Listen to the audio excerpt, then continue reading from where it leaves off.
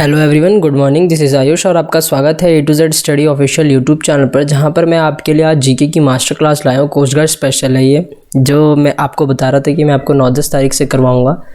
मैं बस एक एग्जांपल के तौर पे लाया हूँ कि ये क्लास ऐसी रहेगी।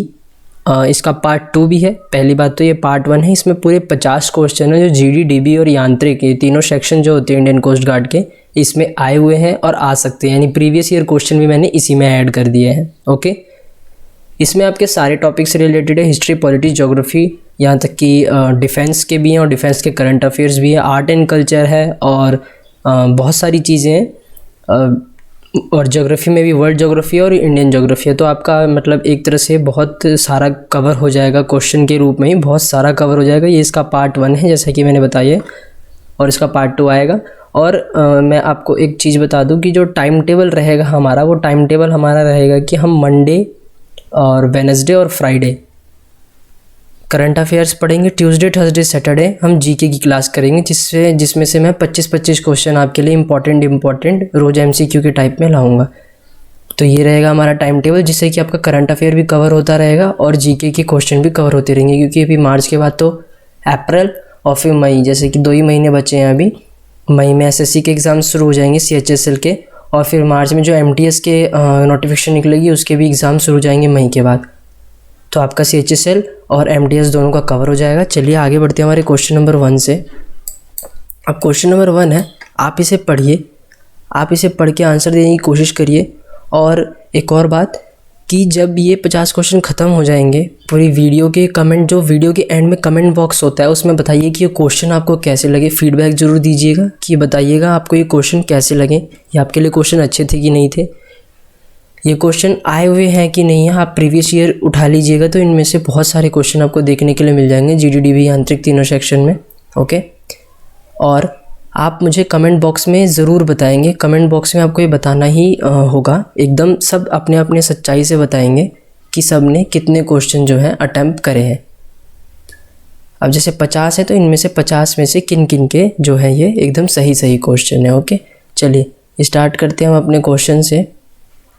इसमें पूछा जा रहा है कि किन की प्रेसिडेंसी जो थी यानी प्रेसिडेंसी सत्र के दौरान, जो प्रेसिडेंसी सेशन होता है ना, उसके दौरान नेशनल यानी राष्ट्रीय शब्द जोड़ा गया था कांग्रेस नेम में जो है ये जोड़ा गया था। ओके, तो आपको बताना है ये, आप कोशिश करिए बताने की। आपको आंसर तो इसका पता ही चलता रहेगा, लेकिन आपको भी कोशिश करनी चाहिए कि आप भी इसका आंसर जो है बता पाए। तो इसका आंसर है पी आनंद जो चार्लू जी हैं, पी आनंद चार्लू जी। ऑप्शन नंबर 3 इसका करेक्ट आंसर है। हालांकि आपको पता होगा इसका आंसर क्या है, पर जिनको नहीं पता कोई बात नहीं, उनको पता चल गया। तो इसमें टोटल 50 क्वेश्चन का ये सेट है। मैंने अभी भी आपको बताया, मैं इसलिए आपको बार बार बता रहा हूँ कि आपको पहले खबर हो जाएगी मैं क्या करवाने वाला हूँ, ताकि आप रेडी रहें। और मुझे कमेंट बॉक्स में ज़रूर बताएं कि आपने कितने क्वेश्चन अटैम्प्ट करे, यानी आपके कितने क्वेश्चन सही हुए। करने को आप टाइम तो आप पूरे 50 कर दोगे, पर 50 में से कुछ गलत भी तो होंगे ना। चलिए आगे बढ़ते हैं। अब पूछा जा रहा है, क्वेश्चन नंबर 2 है कि जो महात्मा गांधी है, ये president of the Indian national Congress जो है INC इलेक्ट हुए थे।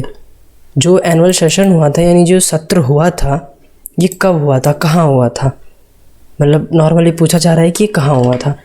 तो ये हुआ था बेलगांव में। और बेलगांव कहाँ पे है, आपको मुझे कमेंट बॉक्स में बताना है कि बेलगांव कहाँ पे है, और बेलगांव कहाँ पे है, उसका कैपिटल क्या है। ओके, चलिए आगे बढ़ते हैं। क्वेश्चन नंबर 3, जो सरोजिनी नायडू है, ये प्रेसिडेंट थी। सबको मालूम है कि ये जो है अध्यक्ष थी, किस कांग्रेस सेशन की थी। मतलब पूछा जा रहा है कि जो इन चारों में से कांग्रेस के जो सेशन हुए थे, जो ये सत्र जो हुए थे कांग्रेस सेशन के मतलब ये जो सत्र हुए थे कांग्रेस के अधिवेशन की, ये अध्यक्ष थी, लेकिन कहाँ पे थी और किस साल में थी। तो ये थी ऑप्शन नंबर 3 1925, कानपुर के सत्र जो हुआ था 1925 में, उसमें ये अध्यक्ष थी कांग्रेस सेशन की। क्वेश्चन नंबर 4, जो वर्ड स्वराज जो वर्ड है, ये दादा भाई नौरोजी जो है इन्होंने पहली बार इस्तेमाल करा था। अब पूछा जा रहा है कि कब इस्तेमाल करा था। जो कांग्रेस सेशन हुआ था, या ये जो एक तरह से अधिवेशन हुआ था कांग्रेस का, हेल्ड इन यानी जगह का नाम, और कब हुआ था साल का नाम। ओके, चलिए बताइए। तो आपको इसका आंसर पता होगा, जिनको नहीं पता ये उनके लिए ऑप्शन नंबर 2 1906 कोलकाता में, यानी जब के टाइम पे इसे कलकत्ता कहते थे। ओके, कलकत्ता। तो ये कब हुआ था? 1906 में। फिल इन द बैंक्स में भर देते हैं 1906 में, और यहाँ पे कलकत्ता। ओके, एट कलकत्ता इन 1906। अब क्वेश्चन नंबर 5 की ओर बढ़ते हैं। किन्होंने ये क्रेडिट करा था कि जो सर्वेंट्स ऑफ इंडिया सोसाइटी है इसको इस्टेब्लिशमेंट करा था, मतलब सर्विस ऑफ इंडिया जो सोसाइटी है इसकी स्थापना का जो श्रेय है वो किसे दिया गया था? तो इसका आंसर है गोपाल कृष्ण गोखले।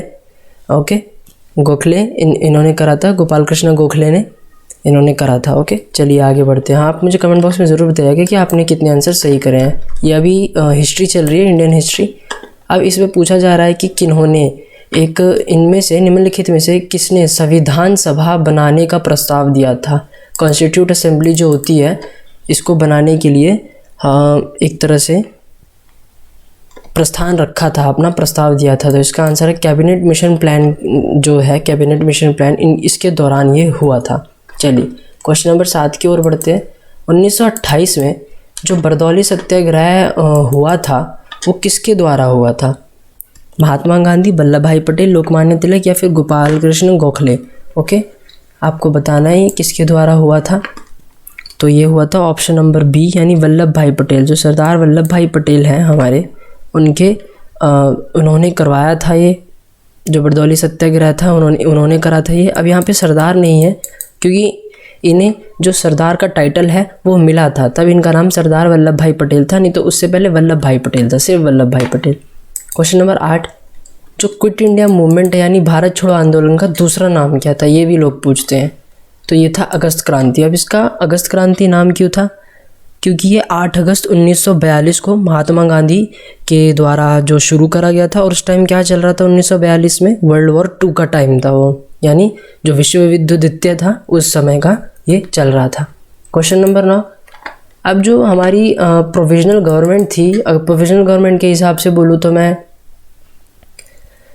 जैसे कि हमारे जो है सुभाष चंद्र बोस जी, इन्होंने आज़ाद हिंद, इंडियन जो आर्मी थी आज़ाद हिंद कहाँ पे फॉर्म हुई थी? बस इतना पूछा जा रहा है कि जो स्वतंत्र भारत की अंतिम सरकार आज़ाद हिंद का गठन कहाँ हुआ था? तो इसका आंसर है सिंगापुर। चलिए इसके बारे में थोड़ा सा मैं आपको बता भी देता हूँ कि 21 अक्टूबर 1943 में जो नेताजी सुभाष चंद्र बोस थे, इन्होंने provisional government of Azad Hind यानी फ्री इंडिया विद हिमसेल्फ, यानी जो अब जब वो हेड ऑफ द स्टेट थे, prime minister and minister of war भी थे, सबको मालूम होगा ये, तो इसलिए इन्होंने ये करा था। और ये क्या था? रंगून में भी इस्टेब्लिश हुआ था। अप्रैल 1944 में आज़ाद हिंद बैंक हुआ था, कहाँ पे? रंगून में इस्टेब्लिश हुआ था। तो कंफ्यूज मत होना आप कि आज़ाद हिंद फॉर्म रंगून में हुई थी, रंगून रेजिमेंट था। आज़ाद हिंद सिंगापुर में जो गवर्नमेंट ऑफ इंडिपेंडेंट इंडिया थी आज़ाद हिंद में फॉर्म हुई थी। चलिए क्वेश्चन नंबर 10 की ओर बढ़ते हैं। यहाँ पे हिस्ट्री हमारी ख़त्म हो जाएगी। अब जो ऑल इंडिया कांग्रेस कमेटी है यानी AICC, इधर क्या हुआ था कि जो क्विट इंडिया रेजोल्यूशन था ये हुआ था। अब ये कहाँ पे हुआ था? क्विट इंडिया जो रेजोल्यूशन होता है यानी भारत छोड़ो प्रस्ताव जो रखा गया था अंग्रेज़ों के लिए, वो कहाँ पे हुआ था? तो ये हुआ था बॉम्बे में हुआ था। अब जो 8 अगस्त ये भी 1942 को हुआ था, ये भी महात्मा गांधी जी ने शुरू करा था। ये ग्वालियर टैंक मैदान में हुआ था मुंबई में। जो महात्मा गांधी जी हैं इन्होंने भारत छोड़ो जो एक तरह से प्रस्ताव है इसका स्पीच दिया था, भाषण दिया था इसके ऊपर, ग्वालियर टैंक मैदान में। नोट कर लीजिएगा, ग्वालियर टैंक मैदान में मुंबई में हुआ था। ओके, चलिए अब पॉलिटी के क्वेश्चन शुरू हो गए हैं, तो आप कोशिश करें कि इसमें से भी आंसर दें, और मेरे को कमेंट करना है कि आपने मतलब सब्जेक्ट वाइज कितने दिए हैं। जैसे कि अभी मैंने आपको ये पढ़ाया, क्या बोलते हैं, इंडियन हिस्ट्री पढ़ाई पूरी प्रीवियस, तो ये 10 थे। अब 10 में से आपने हिस्ट्री के कितने सही करे, अब 10 में से आपने पॉलिटी के कितने सही करे, तो आपको ऐसे करके बताना है। ओके, अब इसमें पूछा जा रहा है कि जो GST था, GST सबको पता है, गुड्स एंड सर्विसेज टैक्स, ये कौन से अमेंडमेंट एक्ट यानी संशोधन अधिनियम के रूप में पेश करा गया था? तो इसका आंसर है ऑप्शन नंबर 2 101, यानी जो संशोधन नियम था 101 अमेंडमेंट एक्ट और 101 संशोधन नियम, इसके तहत ये इंट्रोड्यूस किया गया था GST को, goods and services tax. Okay, अब जो सिंगल सिटीजनशिप है यानी एकल नागरिकता इंडियन कॉन्स्टिट्यूशन में, ये कौन से संविधान से बोरो करा गया है, उधार लिया गया है? इस संविधान को एक तरह से लागू करा गया है कौन से संविधान से? अमेरिकी संविधान से, या फिर ब्रिटिश संविधान से, कनाडा के संविधान से, या जर्मनी के वीमर संविधान से। ठीक है, वीमर है। तो इससे आपको एक और चीज़ पता चल गई, तो जर्मनी का कॉन्स्टिट्यूशन है यानी संविधान है वो वीमर है। और दूसरी बात, इसका आंसर है ऑप्शन नंबर 2 ब्रिटिश कॉन्स्टिट्यूशन, यानी ब्रिटिश के संविधान से हमने लिया था सिंगल सिटीजनशिप यानी एकल नागरिकता का कॉन्सेप्ट। ओके, क्वेश्चन नंबर 13 की बात करते हैं। अब जो आइडिया था कॉन्करेंट लिस्ट का, यानी जो समवर्ती सूची का विचार था, ये फिर से किस देश के संविधान से लिया गया था? तो इसका तो आंसर आपको सबको मालूम होगा कि ऑस्ट्रेलिया के संविधान से लिया गया था, क्योंकि ये बहुत ज़्यादा फ्रीक्वेंटली आस्क क्वेश्चन होते हैं, यानी उनमें से ये बार बार पूछा ही जाता है। ये मान लीजिए आएगा और आया भी हुआ है। क्वेश्चन नंबर 14 की ओर बढ़ते हैं। अब इनमें से जो शेड्यूल हुआ था कॉन्स्टिट्यूशन ऑफ इंडिया यानी संविधान हुआ था हमारा भारत का संविधान को, एक तरह से ये अनुसूची दी गई थी कि राज्य और केंद्र शासित प्रदेशों की सूची दी गई थी। यानी ये बनाया गया था कि हाँ, लिस्ट दिया गया था हमें भारत के संविधान को कि स्टेट और यूनियन टेरिटरीज़ की जो किस शेड्यूल में था, किस सूची में था। तो ये था हमारे पहली सूची, अनुसूची में, फर्स्ट शेड्यूल में था ये, ऑप्शन नंबर 1। ओके, जिनको नहीं पता वो जान लीजिए, जिनको पता है अच्छी बात है, आप बहुत अच्छा करेंगे और आपका सिलेक्शन होने से तो कोई ही नहीं रोक पाएगा। इतना तो मुझे भी मालूम है और इतना तो आपको भी मालूम ही होगा। ओके, चलिए आगे बढ़े।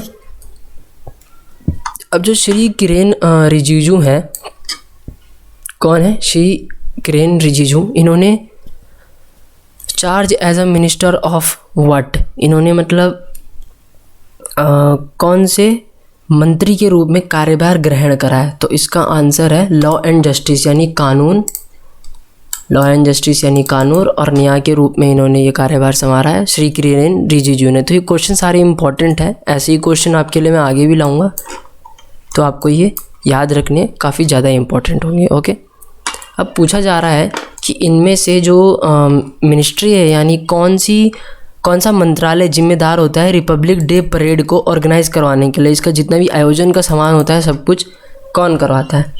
तो इसका आंसर है, देखिए रिपब्लिक डे है तो मिनिस्ट्री ऑफ डिफेंस ही करवाएगी, है ना।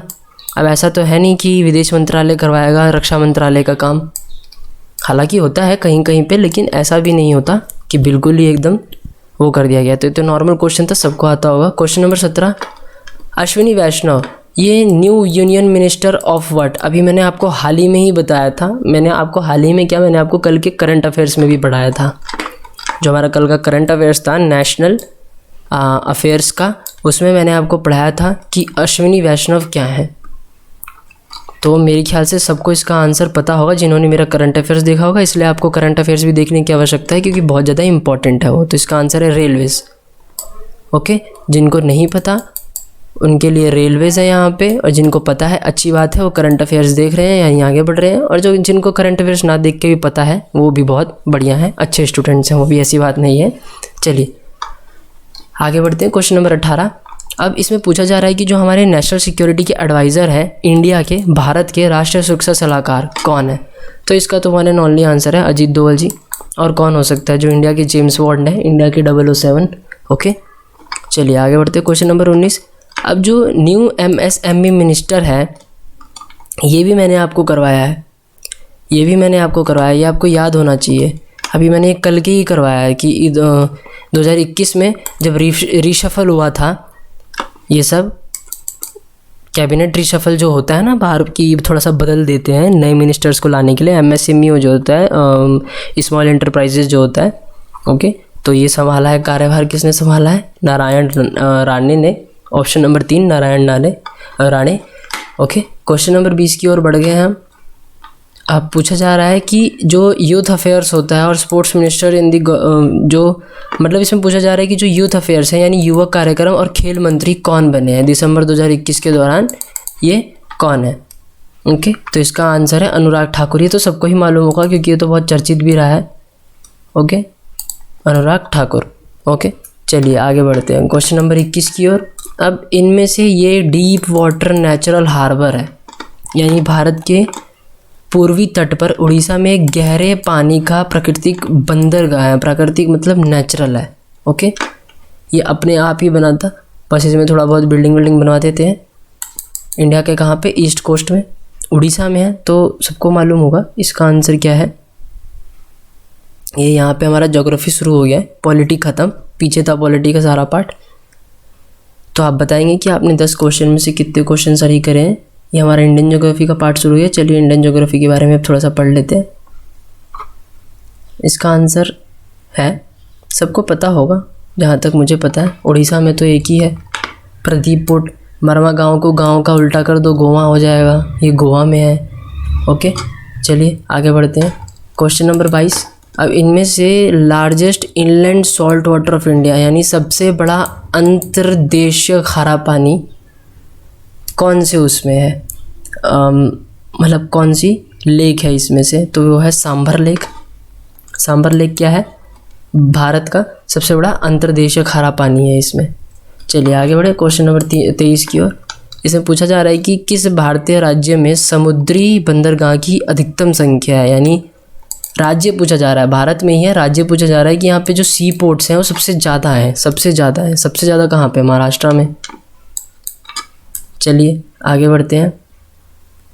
अब इसमें पूछा जा रहा है कि इनमें से, क्वेश्चन नंबर 24 है कि इनमें से third highest mountain in the world, यानी तीसरा सबसे ऊंचा पर्वत दुनिया में है, विश्व का, तो वो है कंचनजुंगा। कंचनजुंगा है। क्वेश्चन नंबर 25 की ओर बढ़ते हैं। अब इसमें पूछा जा रहा है कि लैंड ऑफ 5 रिवर्स, यानी यहाँ पे 5 नदियों की भूमि है, 5 नदियों का संगम होता है। 5 नदियाँ मतलब पन बोलते हैं ना, पन, ओके। और फिर आता है जाब, यानी पंजाब। अब आप कैसे याद रखेंगे? 5 नदी के नाम भी बता देता हूँ, बियास, चेनाब, झेलम, रवि, सतलुज, ओके। ये इसका क्या है?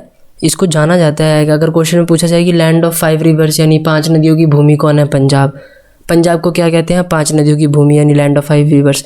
अब पूछा जाए कि जो बियास नदी है वो कहाँ से आती है? पंजाब से। चेनाब पंजाब से, झेलम पंजाब से, रवि सतलुज पंजाब से, ओके। चलिए आगे बढ़ते हैं। Question number 6।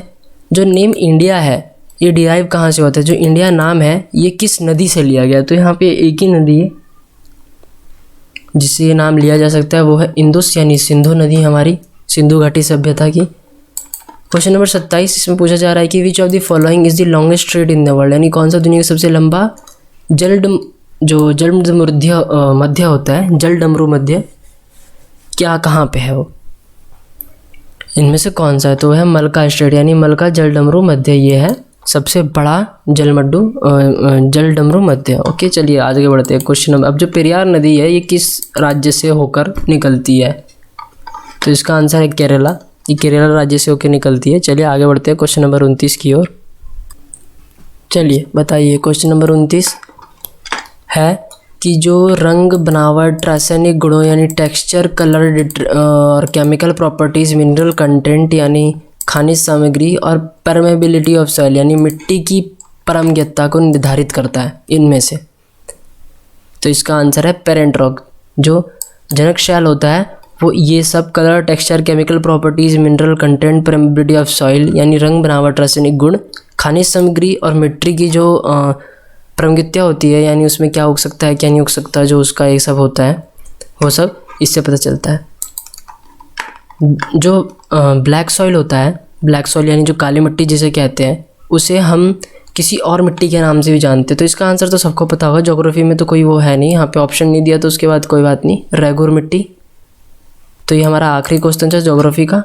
अब हमारा ज्योग्राफी ख़त्म हो जाता है यहीं पे, और सब मुझे बताएंगे कमेंट बॉक्स में कमेंट करके, हर एक सब्जेक्ट का एंड में एकदम कमेंट बॉक्स में, कि आपने जो है कितना करा। अब आर्ट एंड कल्चर इसके बाद का नेक्स्ट टॉपिक है। ये रहा आर्ट एंड कल्चर हमारा। क्वेश्चन नंबर 31 हमें पूछा जा रहा है कि which of the following represent Gandhara school of art, यानी जो गांधार कला शैली है इसका प्रतिनिधित्व किसने करा था? तो इसका आंसर है बामियान बुद्ध ने। किसने करा था? बामियान बुद्ध ने। चलिए आगे बढ़े। क्वेश्चन नंबर 32 गोपुरम किस जो वास्तुकला होती है या फिर कोई भी टेम्पल आर्किटेक्चर होता है, यानी गोपुरम मंदिर वास्तुकला की निम्नलिखित में से किस शैली से संबंधित है?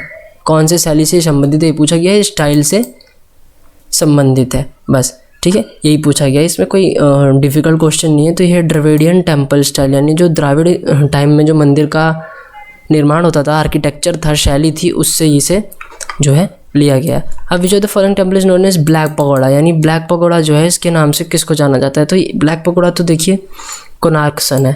ओके, क्या है ये? कोणार्क सन। और इसको साथ ही साथ में जो है आपका ब्लैक पगोड़ा के नाम से भी जाना जाता है। और जो एक यहाँ पे कोणार्क सन टेम्पल है, यहाँ पे सूर्य भगवान होते हैं उनके बारे में। और एक उल्टा है गोल्डन पगोड़ा, एक होता है जैसे ये गोल्डन पगोड़ा है वैसे ही होता है गोल्डन पगोड़ा, और सॉरी जैसे ये ब्लैक पगोड़ा वैसे ही होता है गोल्डन पगोड़ा। ओके, और ये जो है इसको जाना जाता है एक तरह से, तो मान लीजिए कि गोल्डन पगोड़ा उसको कहते हैं म्यांमार को। किसको कहते हैं? म्यांमार को। पूछा जाएगा, आ सकता है, थोड़ा सा लिखने में इधर हो गया, लेकिन आप मेरे ऑडियो पे ध्यान दीजिए। इसमें पूछा जा रहा है कि जो मीनाक्षी अम्मन टेम्पल है, देखिए मीनाक्षी टेम्पल है, अब उसका पूरा नाम जो है मीनाक्षी अम्मन टेम्पल है, कहाँ पे सिचुएटेड है, कहाँ पे इसे पाया जाता है? तो ये तो मदुराई है, तमिलनाडु, सबको मालूम है। Question number 35। अब इसमें से लार्जेस्ट हिंदू टेम्पल, यानी सबसे बड़ा, विश्व का सबसे बड़ा हिंदू मंदिर कौन सा है इन टर्म्स ऑफ एरिया, यानी क्षेत्रफल की दृष्टि से? तो इसका आंसर है अंगोर वाट। क्या है आंसर इसका? अंगोर वाट। अब क्वेश्चन नंबर 36 की ओर बढ़ते हैं। किसने मोती मस्जिद, रेड फोर्ट, लाल किले के पास मोती मस्जिद दिल्ली में बनवाया था? इनमें से किसने बनवाया था? तो इसका आंसर है ऑप्शन नंबर 1 औरंगज़ेब। चलिए आगे बढ़ते हैं। Question number 37। अब जो एलिफेंट केव्स है, यानी एलिफेंट की जो गुफाएं हैं, ये कहाँ स्थित है? तो इसका आंसर है महाराष्ट्र में स्थित है, सबको मालूम है ये। Question number 38। जो विरूपक्ष टेम्पल है हम्पी में, ये किसको डेडिकेटेड है, यानी कौन से भगवान को समर्पित है? तो ये है भगवान शिव को। ओके, आपको बताना है कमेंट बॉक्स में कि आपने कितने क्वेश्चन सॉल्व करे हैं। हर में सब में 10-10 क्वेश्चन थे, सारे टॉपिक के रिलेटेड बनाना है। अगर टॉपिक याद नहीं रहते तो कोई बात नहीं, 50 में से कितने टोटल आपने अटैम्प्ट करे और सही गए हैं वो भी बताना है आपको। अब इसमें पूछा जा रहा है कि इनमें से जो केव है, गुफा है, इसकी सीरीज़ है 29 बुद्धिस्ट केव टेम्पल्स, यानी जो 29 बौद्ध गुफा मंदिर है इनकी श्रृंखला है। यहाँ पे 29 बौद्ध मंदिर है, तो ये है अजंता केव्स। ये गुफा जो है ये 29 बुद्धिस्ट केव टेम्पल्स की श्रृंखला है। Question number 40। जो ट्विन हिल्स केव बराबर 4 केव्स, यानी जो जुड़वा पहाड़ियाँ हैं, ये बराबर जुड़वा पहाड़ियाँ की तरह, जो जुड़वा पहाड़ियाँ की बराबर गुफाएं, 4 गुफाएं, और नागार्जुनी कहाँ स्थित है? बस इतना पूछा जा रहा है कि जो ये है और ये है ये कहाँ स्थित है? ये दोनों एक ही जगह पे है और ये है बिहार में। ऑप्शन नंबर 2 बिहार में स्थित है। क्वेश्चन नंबर 41 की ओर बढ़ते हैं। Highest gallantry award medal is, यानी सर्वोच्च वीरता का पुरस्कार या फिर पदक कौन सा इसमें से किसको बताया जाता है? तो अब आ गया ये डिफेंस का पार्ट। तो आपको बताना है कि आपने आर्ट एंड कल्चर में से कितने क्वेश्चन अटेम्प्ट करे हैं। ठीक है, ये हमारे लास्ट के 10 क्वेश्चन रहेंगे अब, क्योंकि मैं एक सीरीज़ में आपको मतलब एक ही बार में ख़त्म कर देना चाहता हूँ, बार बार का झंझट नहीं है कोई।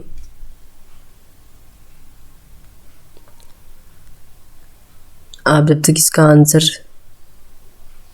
सोचिए, समझिए। इसका आंसर है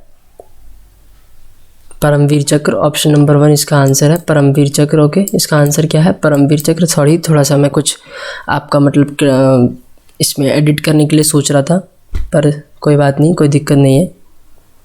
अब इसमें पूछा जा रहा है कि जो हमारे सर्वोच्च कमांडर कौन है, भारत सेना के सर्वोच्च कमांडर कौन है? सारा जो देखिए जो हमारे प्रेसिडेंट होते हैं, इसका आंसर बता देता हूँ। सबसे पहले तो ऑप्शन नंबर 4 इसका प्रेसिडेंट, यानी सर्वोच्च सेना के कमांडर होते हैं। अब देखिए प्रेसिडेंट के लिए ही, प्रेसिडेंट ही अपनी देश की सुरक्षा के लिए आर्मी या फिर सेना का संगठन करता है, किसी भी देश का प्रेसिडेंट क्यों ना हो, तो यही इसका सुप्रीम कमांडर होता है। Okay, option number 43, question number 43।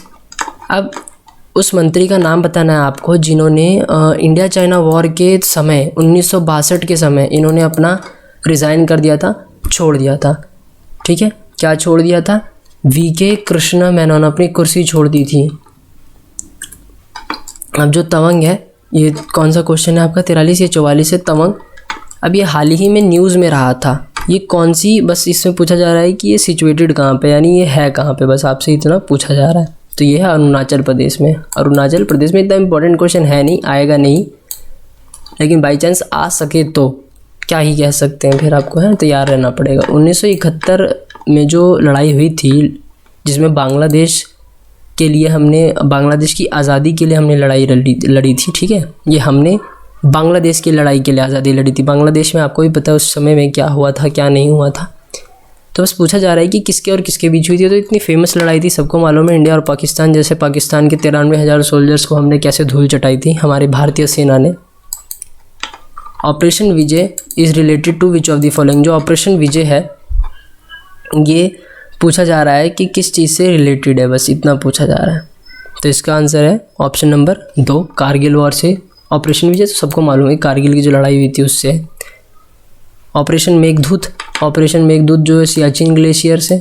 Okay, Siachen glacier के बारे में बता दूं, यहाँ पे किसकी लड़ाई हुई थी, इंडिया एंड पाकिस्तान की हुई थी कश्मीर के लिए। और जो इससे पहले आ रहा था ऑपरेशन क्या बोलते हैं आपकी कारगिल की लड़ाई, ऑपरेशन विजय के लिए, ये यहाँ पे अटल बिहारी वाजपेयी थे जब इन्होंने लाहौर ट्रैवल करा था बाय बस 1999 में, कि जो लाहौर का जो डिक्लेरेशन है शांति के लिए कर सके। कारगिल जो है 205 किलोमीटर फैला हुआ एक टाउन है श्रीनगर में। ओके, और जो इंडिया का कन्फ्लिक्ट हुआ था इससे, तो ये सब ठीक हो गया था। और सियाचिन ग्लेशियर की लड़ाई हुई थी कश्मीर के लिए, और क्या बोलते हैं पाकिस्तान से हुई थी। अब पूछा जा रहा है कि ऐसा कौन सा साल है जिसमें पाकिस्तान ने कुछ ऊटपटांग हरकतें नहीं करी हैं और भारतीय सेना को घर बैठ के आराम से चाय पीना पड़ा अपने परिवार के साथ, बस यही पूछा जा रहा है। तो इसका आंसर है 1950। यानी 1950 में इन्होंने ऊटपटांग हरकतें नहीं करी थी पाकिस्तान ने, जिससे कि जो हमारी भारतीय सेना है वो आराम से एकदम शांति से घर में बैठी हुई थी, हमारे देश का ध्यान रख रही थी। अब 1947 से लेकर 1971 तक 3 सबसे बड़ी लड़ाई हुई है इंडिया और पाकिस्तान में, ये भी बता दूं। और एक लिमिटेड वॉर ही हुई है 1999 में, जब इंडिया और पाकिस्तान की लड़ाई हुई थी 1999 वाली। जो पहली हमारी लड़ाई हुई थी इंडिया और पाकिस्तान की, वो थी जम्मू कश्मीर को लेकर 1947 में हुई थी, और वो पहली कश्मीर की वॉर भी मानी जाती है। तो ये सारे आपको पता होने चाहिए। ओके, अब इसमें पूछा जा रहा है कि जो हमारे विंग कमांडर है अभिनंदन वर्तमान, इनको हाल ही में कौन सा चक्र मिला है, चक्र इन द सेंस की अवार्ड कौन सा मिला है। तो इसका आंसर है ऑप्शन नंबर 1, वीर चक्र। इनको ये सम्मान मिला है। आपको भी मालूम है क्यों मिला है। वीर चक्र जो है इंडिया का तीसरा highest war time gallantry medal है, जो कि विंग कमांडर अभिनंदन वर्तमान को मिला है। अब इसमें पूछा जा रहा है क्वेश्चन नंबर 50 में कि जब 1965 में इंडिया और पाकिस्तान की लड़ाई हुई थी, ठीक है, किसकी लड़ाई हुई थी, इंडिया और पाकिस्तान की लड़ाई हुई थी, कब हुई थी, 1965 में। तब इस समय पूछा जा रहा है कि प्राइम मिनिस्टर यानी हमारे प्रधानमंत्री कौन थे। सबको मालूम है, जिन जिनको नहीं मालूम है उनको भी आज पता चल जाना चाहिए कि थे लाल बहादुर शास्त्री। लाल बहादुर शास्त्री थे। चलिए इसके बारे में थोड़ा आपको बता दूंगा, अगर लास्ट क्वेश्चन है हमारा तो। जो इनका बर्थडे है वो भी 2 अक्टूबर को आता है, ठीक है। इनका जो फेमस स्लोगन था क्या था, जय जवान जय किसान। अब इन्होंने एक ताशकंद डिक्लेरेशन पे साइन करा था जब प्रेसिडेंट ऑफ पाकिस्तान थे उसमें मोहम्मद अयूब, 10 जनवरी 1966 में। ओके, ये पहले ऐसे प्राइम मिनिस्टर थे जो अब्रॉड में इनकी हत्या कर दी गई थी, ये मर गए थे, हालांकि पता नहीं है पर वो एक तरह से हत्या ही थी। और इन्हें भारत रत्न से 1966 में ही ऑनर करा गया था, इन्हें भारत रत्न मिला था। और ये पहले ऐसे पर्सन थे जिन्हें भारत रत्न मिला था। और इनका जो रेस्टिंग प्लेस है, यानी जहाँ पे इनका लाल बहादुर शास्त्री जी का हमारे रेस्टिंग प्लेस है, जहाँ पे अभी आराम कर रहे हैं यानी मोक्ष की प्राप्ति में, ये है विजय घाट। सबको मालूम होगा विजय घाट। तो दोस्तों आज के लिए इतना ही था जो भी था। ओके, इस वीडियो को आप एक बार लाइक कर दीजिएगा। लाइक करके कमेंट करके बताइए आपने कितने क्वेश्चन सही करे 50 में से और कितने नहीं करे। शेयर कर दीजिए वीडियो को। ऐसी वीडियो मैं आपके लिए लाऊंगा 9 तारीख से। हमारा Monday Wednesday Friday current affairs, Tuesday Saturday रहेगा हमारा MCQ वाला, और संडे को ऑफ रहेगा। ओके, और बेल आइकन बटन सब्सक्राइब कर दीजिए। आप चिंता मत करिए, इसका जो पार्ट 2 होगा ना कोस्ट गार्ड का, उसमें और सारे क्वेश्चन कवर हो जाएंगे, तो आपको किसी चीज़ की चिंता नहीं होगी। जितने भी होंगे आपके GD DB आंतरिक जो भी आपका सेक्शन होगा उसमें आपको कोई दिक्कत लेने की जरूरत नहीं होगी। इसी में से क्वेश्चन बनेंगे, इसी में से ही आएंगे। ओके, मैं आपको इस चीज़ की गारंटी देता हूँ। और इसका PDF आपको हमारे टेलीग्राम ग्रुप में मिल जाएगा। आपको पता है A to Z स्टडी का लिंक डिस्क्रिप्शन में। तब तक के लिए कल मिलते हैं, करंट अफेयर्स के साथ मिलेंगे अब हम कल। Okay, bye.